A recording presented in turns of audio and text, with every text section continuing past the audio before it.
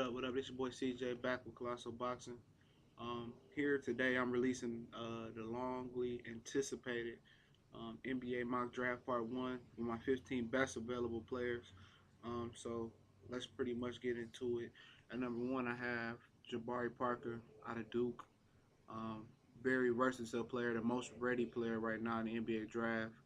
Um, can take you off the dribble, post you up, good jumper, mid range, good 3 point range. Only thing I'm really much concerned with is his lack of athletic ability and his explosiveness.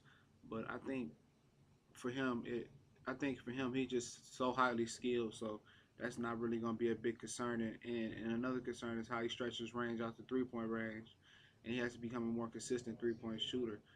And is he a power forward or a small forward at the next level? His athletic ability will pretty much tell us that, but I think he's more of a small forward. My number two player is Andrew Wiggins. You ask why Andrew Wiggins over Joel Embiid is because Joel Embiid has injury problems, but Andrew Wiggins has the upside to be the best player in this draft.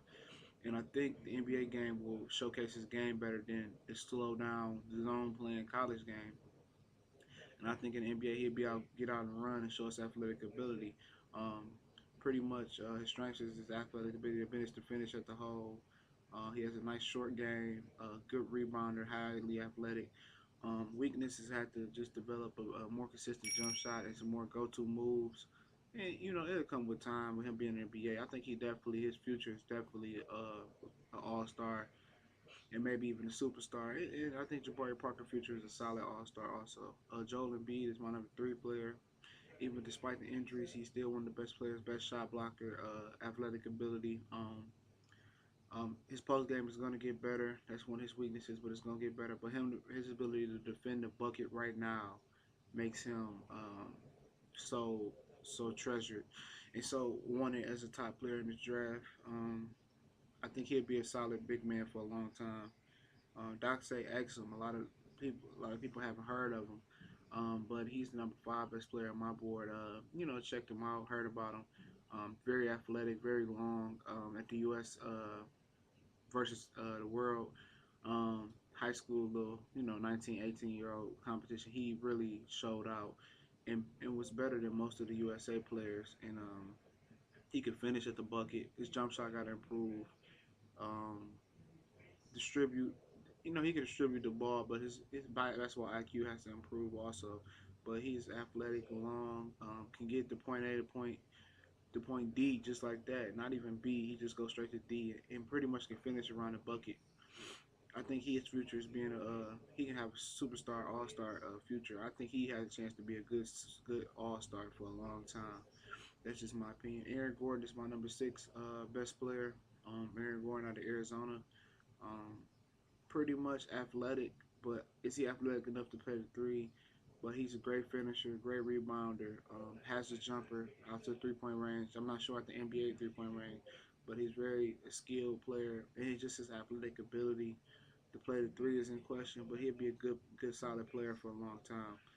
Uh, Noah Valeo, sorry if I butchered your name, out of Indiana, is probably has the upside to be the best player in this draft. He has a post game already, has to do some polishing of it. Can stretch it out to 3 point range as a power forward. Um, Good shooter, excellent rebounder already at 6'9". He's not explosive. That's the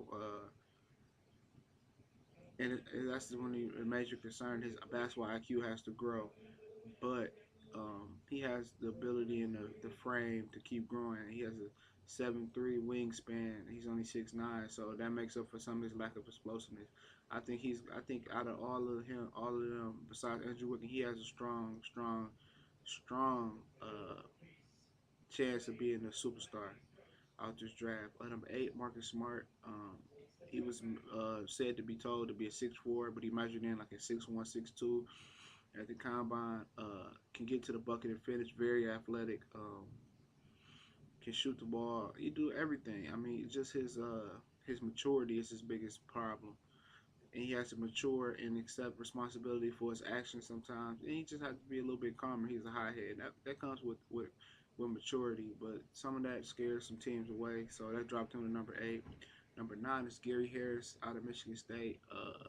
Right now, He's probably up there with Jabari Parker as the most ready NBA player that can finish, athletic, can shoot the ball, dribble it, good on ball defender. His only concern is injuries. He's been injured sometime, and that probably dropped him a little bit. I project him. He can be an all-star for a minute. That's his highest potential, in my opinion. He's like a 6'4", 6'5". Number 10, Tyler Ennis. He's another dude with superstar potential. Good point guard. Excellent facilitator. I mean, he hit that big shot versus Pittsburgh from half court to beat them. Not from half court, but he hit his big shot versus Pittsburgh to beat them. So I mean, yeah, he he's excellent. Um, just his he's just lacking in the elite speed category. But other than that, he's athletic. Number 11, James Young. Um, I mean, he can do it all: defend, shoot, get to the bucket. It's just experience for James Young out of Kentucky. He's getting experience down packed and just learning and getting acclimated to the NBA game. He's another guy that can be an all-star. See, it's a lot of those all-star fringe guys, but we know they all can't make it. So I'm just giving you their highest potential right now. Dario Saric out of Croatia. He can play power forward or small forward, but let's get into his strengths. High high offensive ability. He can drive, post up, high post. He can go coast to coast, take you off the dribble. He's a power forward slash small forward too. He run the floor well. Uh, can dribble, and one of his weaknesses is he's a tweener. They don't his defense. Can he defend a four? Can he defend a three? At 6'10", so that's his biggest weakness is his defense and who he's going to defend in the NBA, and that's a big problem. You got to be able to defend your position or a position. Number 13, Doug McDermott out of Creighton. Played for his dad all 4 years. Very skilled, small forward. Not highly athletic, but he makes it up with his skill, his shooting ability.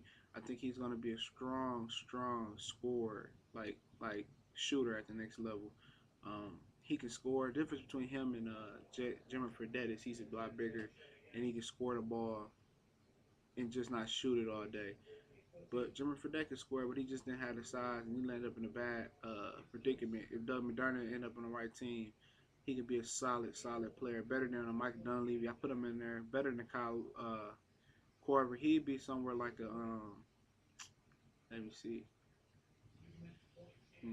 He'd be somebody like a good, solid Wesley Matthews without the defense, and that's another confirm his defense. Number 14, Nick Stauskas out of the University of Michigan. What else can I say about Stauskas? I mean, he's underrated athletic ability. He has high athletic ability. He was like the 5th quickest guy at the NBA Combine. He could shoot the ball, take it off the dribble, but he does have to tighten up his handles a little bit. So that's something to look out for. Number 15 out of UCLA, Kyle Anderson. Played the point guard, but is going to play a point small forward in the NBA. He improved his shooting, good rebounder, excellent facilitator, makes people around him better. So he climbed my board because the more I watched him, the more I fell in love with his ability to make people better, and that's something you don't get every day in the NBA. So those are my top 15 prospects. Look for my NBA mock draft video sometime the end of this week or maybe even next week. So this your boy CJ Goodfellow with Colossal Sports Zone. We gone. Bow.